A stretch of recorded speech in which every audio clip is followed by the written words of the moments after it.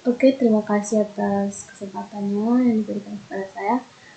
Perkenalkan, nama saya Renatoni, saya dari kelompok 2. Saya mewakili kelompok saya, ingin memperkenalkan anggota kelompok saya. Di situ ada Christian Kopi dengan NIM 20110055, ada Caleb Darwin Noman, NIM-nya 20110054, dan ada Rini Rusdina Bistolen dengan NIM 20110011. Baik, jadi dari kelompok kami, kelompok 2, kami mendapatkan studi kasus untuk panduan praktis penerapan BCM untuk kasus penyebaran COVID-19.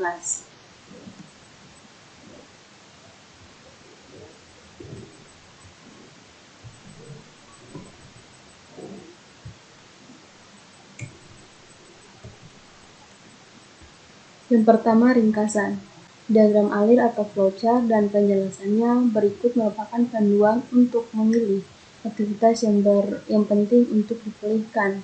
Penentuan strategi pemulihan atau recovery strategi yang cocok bagi aktivitas tersebut yang kemudian dilanjutkan dengan penyusunan BCP hingga pada penyiapan IRT sebagai antisipasi terhadap disrupsi lanjutan akibat dari penyebaran virus corona bagi aktivitas yang tetap harus dilakukan di tempat kerja, dan skenario yang mungkin harus dihadapi ketika karantina wilayah diberlakukan.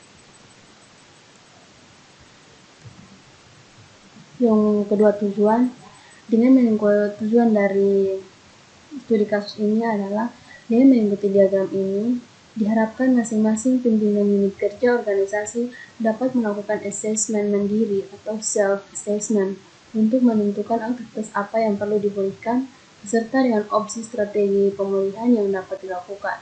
Selanjutnya dengan didampingi oleh personel tim BC atau siapapun pihak yang ditunjuk organisasi untuk menerapkan BCM, menyusun detail ERP dan BCM yang diperlukan. Kita akan menjelaskan tentang prosedur diagram. Jadi diagramnya seperti ini. Ini kelanjutan diagram yang pertama. Kemudian di sini ada penjelasan. Yang pertama, prosedur dimulai dengan situasi Indonesia terkini ketika diurus akibat pembatasan sosial telah terjadi. Hal pertama yang perlu dilakukan organisasi adalah menentukan aktivitas apa yang harus dipulihkan dari situasi pembatasan sosial saat ini. Adapun istilah atau aktivitas merujuk pada suatu serangkaian aktivitas yang dijalankan pada setiap proses organisasi fungsi dalam kegiatan operasional sebuah organisasi. Di sisi lain yang dimaksud dengan pemilihan aktivitas di sini adalah serangkaian upaya yang dilakukan organisasi agar aktivitas tersebut tetap atau seterusnya kembali dan dapat dilakukan sebagaimana mestinya dalam suatu kurun waktu tertentu. Meskipun di tengah kejadian disrupsi, gangguan yang menyebabkan organisasi tidak dapat beroperasi secara normal, dalam hal ini adalah pembatasan sosial. Akibat kasus penyebaran virus corona di Indonesia, aktivitas ini perlu dipulihkan karena dilakukan dapat menyebabkan kerugian finansial yang besar, belum termasuk hilangnya pekerjaan pelanggan serta rusaknya reputasi.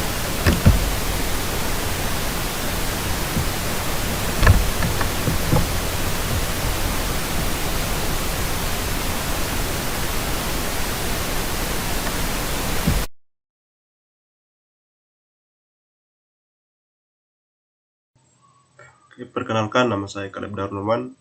Saya dari Prodi Sistem Informasi Strata 1 kelas A dengan NIM 20110054. Oke, untuk kali ini saya akan menjelaskan bagaimana cara memilih aktivitas yang perlu dipulihkan. Yang pertama, tentukan produk atau layanan apa dari organisasi yang diharapkan oleh pelanggan untuk tetap dapat tersampaikan ke mereka meski disrupsi terjadi. Umumnya ini berupa produk dan layanan utama dari bisnis inti atau core business organisasi. Yang kedua, tentukan produk dan layanan yang tetap harus tersampaikan, kewajiban yang tetap harus dipenuhi, maupun kegiatan apa yang telah wajib dilakukan oleh organisasi berdasarkan regulasi maupun kontrak. Yang ketiga, Lakukan analisis terhadap dampak penundaan aktivitas yang Anda jalankan dalam tugas pekerjaan sehari-hari terhadap kemampuan organisasi untuk melaksanakan poin A dan B dengan menggunakan pertanyaan. Apakah organisasi masih tetap dapat menyediakan poin A dan B jika aktivitas X tidak dijalankan kurang dari sehari, tidak dijalankan hingga 3 hari, hingga 2 minggu, hingga 1 bulan, hingga lebih dari 1 bulan, atau hingga 29 Mei 2020 batas status darurat bencana corona. Analisis bertujuan untuk menentukan aktivitas mana yang harus diprioritaskan BCP-nya. Seperti itu. Penetapan strategi pemulihan dapat mengikuti alur pada diagram berikut ini.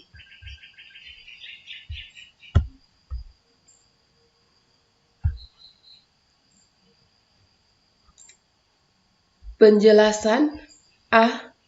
Untuk mendukung anjuran pemerintah melaksanakan pembatasan sosial melalui isolasi mandiri di rumah dan KDR, strategi pemulihan KDR mendapat prioritas utama untuk menghindar dari beraktivitas seperti biasa di tempat kerja. Terkadang aktivitas membutuhkan perangkat dan atau aplikasi sistem informasi yang tidak. B. Memungkinkan untuk ditempatkan di rumah personel dan hanya memungkinkan untuk didapat, diakses atau dipindah ke tempat kerja lain di lokasi yang berbeda. Ketika berhadapan dengan kondisi seperti ini, strategi pemulihan yang dipilih untuk tidak bekerja di tempat kerja seperti biasa adalah bekerja di lokasi alternatif.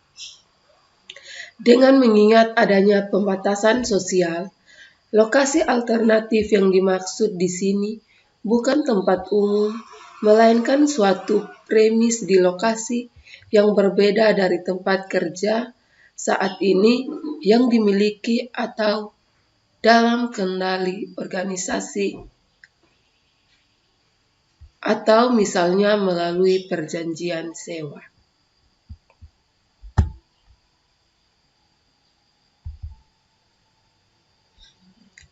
C.